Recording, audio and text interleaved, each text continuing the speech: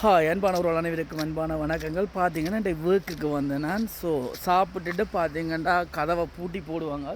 வாசலில் வந்து ஒரு அக்காவை விட்டுட்டு வந்தால் ஏன்னா நான் போய் உள்ளுக்கு போகிறதுக்கு இல்லை அடிக்க போகலாது.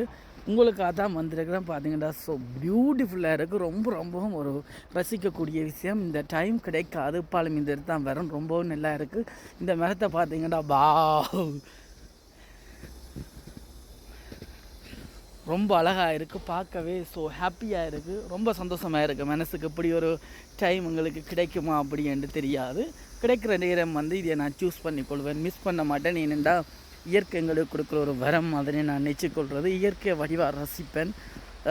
அதுதான் எனக்கு ஸோ ஹாப்பியாக இருக்கிறது காரணம். உண்மையிலேயே நான் ரொம்ப ரசித்து தான் எல்லா விஷயத்தையும் செய்வேன். ஸோ வெளிநாடு எப்படி இருக்குது அப்படின்னு சொல்லி உங்களுக்கு காட்டுறேன்னு பாருங்கள். ஏன்னா இதில் பார்த்திங்கன்னா உங்களுக்கு தெரியும், சில பேர் பார்க்க கிடைக்காது.